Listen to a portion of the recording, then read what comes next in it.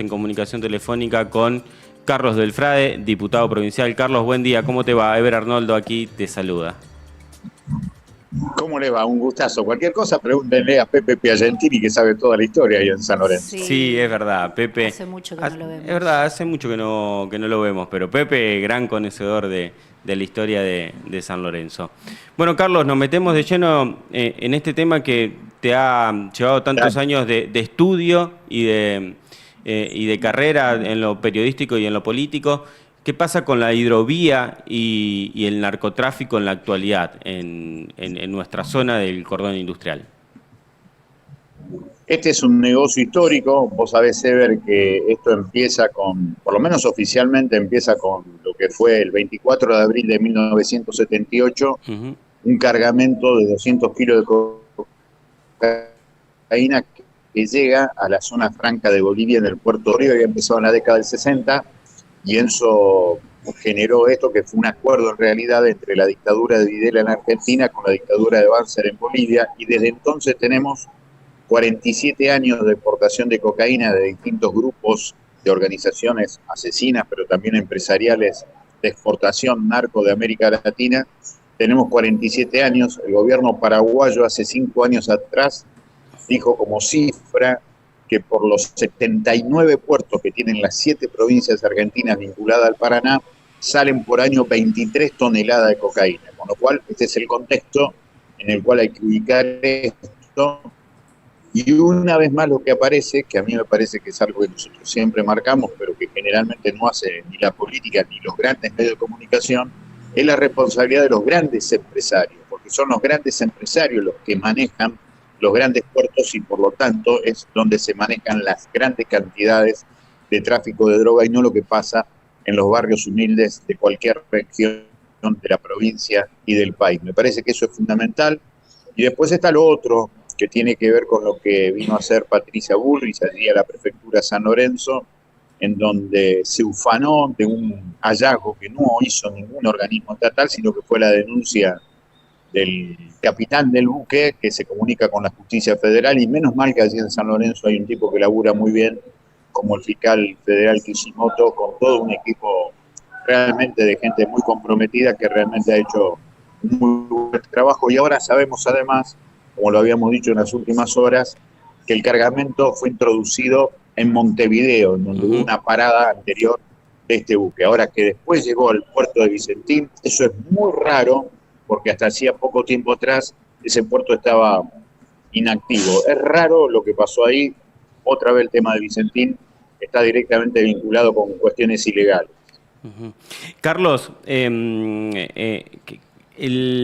destino final es Europa. ¿Esto es así? ¿Es una ruta internacional la hidrovía que coloca precisamente el tráfico en Europa?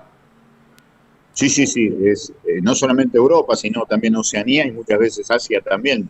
Incluso ahí de San Lorenzo y de Puerto Rosario, donde también está Vicentina a cargo, salieron distintos lugares hacia África también, Oceanía, Asia y Europa. Por lo menos en los últimos 6 años, Ever, tenés 5 cargamentos vinculados a distintos puertos de Vicentín, sea en San Lorenzo o en Rosario. Ujú. Y con respecto a la investigación, ¿crees que esto puede avanzar a encontrar quiénes eran los dueños del cargamento? Sí, creo que el que lo debe saber es el capitán del buque, porque en realidad, en la jerga, Ever, Mm. el que entrega el cargamento, el capitán del buque, el que da la noticia, él probablemente sabía cómo había venido esa mercadería, con lo cual había ahí una negociación con un grupo, pero al denunciarlo, al entregar, está traicionando a ese grupo y posiblemente se benefició otro grupo, casi con seguridad, de los que manejan estos tráficos internacionales por el río Paraná. Así que allí yo creo que la investigación va a sumar no solamente el nombre de una organización, suponete el primer comando capital, que Ujú. generalmente es el que maneja el tráfico por el río Paraná, puede aparecer otro, y es muy probable que tenga muchos problemas el capitán del buque. Ujú. Cuando sucedió no nos sorprendimos, o sea, cuando nosotros nos enteramos de que había droga en un buque en un puerto en San Lorenzo, no nos sorprendimos de la noticia porque sabemos que sucede. Muchas veces no se devela o no se llega al descubrimiento de eso, pero sabemos que pasa. Ahora, ¿crees que lo que sucedió fue precisamente porque algo de la cadena del tráfico se rompió? Y, Sí, yo lo que creo que hay varias cuestiones ahí, Ever. La información que nosotros tenemos y que viene de la justicia federal, en este caso por el buen trabajo que está haciendo Kishimoto, es que ese es un cargamento que se iba a hacer acá, que iba a terminar ratificándose acá, porque acá se le iba a disimular con ese cargamento de girasol, que vaya a saber cuándo llegó o cuándo iba a llegar. Yo no sé si ese girasol sigue estando ahí en el puerto de Vicentín, ese es el otro tema, insisto, que hay que investigar y mucho, pero me parece que claramente tenía que ser desde aquí donde iba a ser ese cargamento, y lo que habrá que ver hacia dónde avanza la investigación también con los contactos locales, porque por más que el tráfico era internacional, siempre lo que se señala es que parte de ese cargamento queda. Vos te acordarás, porque seguramente estuviste trabajando en el hecho, ¿te acordás cuando en Empalme Granero en el año 2022 se puso toda la cocaína sobre las calles? sí, Empalme Granero. sí. Ese era un cargamento de 1 tonelada, 600 kilos, era impresionante. Iba a salir por Puerto Rosario. De eso iba a quedar 50 kilos para la banda narcopolicial barrial que le había prestado el galpón a esas organizaciones internacionales. Claro. Así que creo que habría que avanzar también sobre eso. Bien, Carlos, hoy la hidrovía no está resuelto. ¿Quién se hace cargo de la hidrovía hoy? Porque no, el Estado parece correrse de todos los órganos de control, pero tampoco se ha hecho una nueva licitación. Claro, la licitación en realidad ha generado el problema entre Milei y Macri, porque Milei quiere que siga quien le diga a Estados Unidos, que en este caso era Jan de Null, y Macri está más con empresas más vinculadas a Holanda. Entonces eso es lo que paralizó. Lo que sí estaban de acuerdo en el pliego, y en el pliego de licitación, en realidad lo que estamos viendo es la privatización del servicio de dragado, balizamiento y peaje del Paraná. Entonces, en ese pliego, el Estado decía, nosotros no tenemos nada que ver, tal como se lo pidió la Cámara de Industrias Aceiteras de la República Argentina a Milei en enero del 2024, apenas había asumido Milei.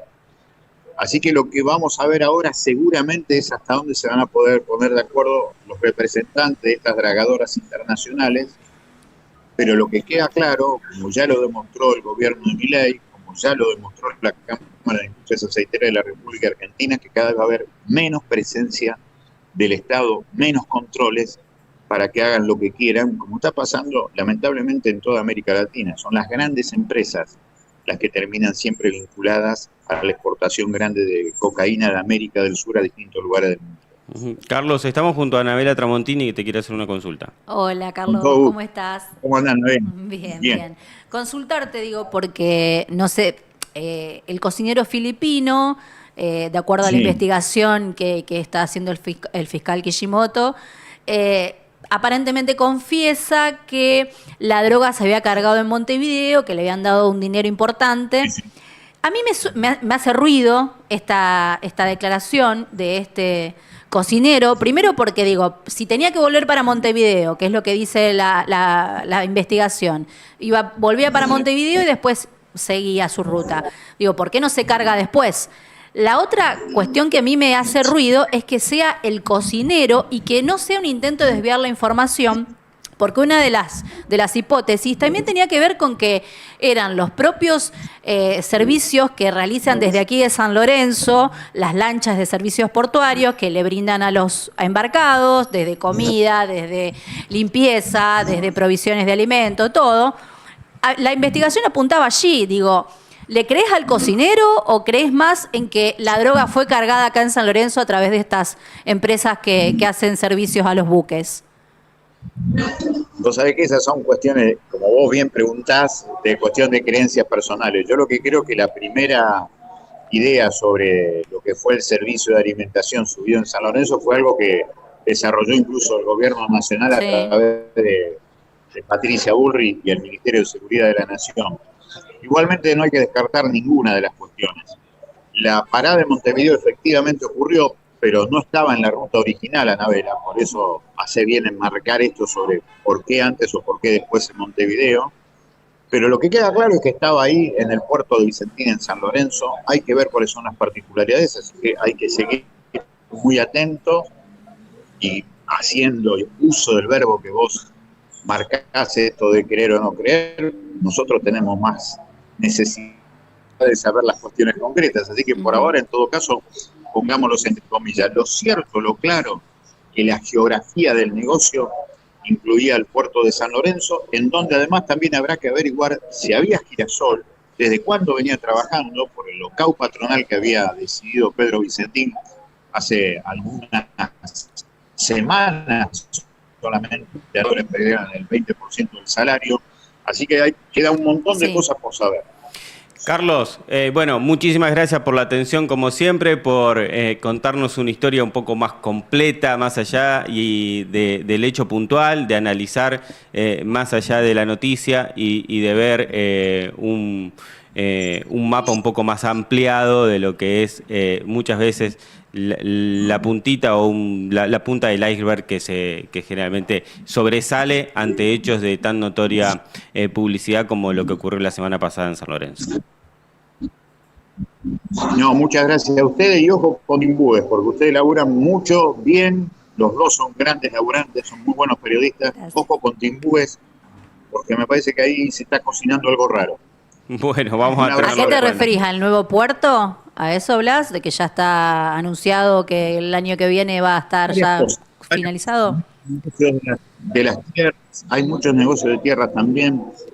En tierra y agua, ojo con Timbúes. Bueno, gracias, Carlos. Vamos a tenerlo en cuenta. Carlos Delfrade, diputado provincial, que nos deja allí un apunte de trabajo, si se quiere, para más adelante. Se anunció esta semana que el nuevo puerto de Timbúes, que fue anunciado ya el año pasado, no, el anteaño, que fue anunciado incluso por el gobierno nacional, un nuevo puerto que va a tener muelles de fertilizantes, va a ser enorme, ya estaría para comenzar a trabajar a partir del año que viene, está en las últimas construcciones, en las últimas cuestiones, y esto, bueno, sí, yo creo que lo de Delfrade pasa por ahí porque, bueno, hay gente que está detrás de este puerto que, bueno, no es gente investigada por la justicia, nada más y nada menos. Quise hablar con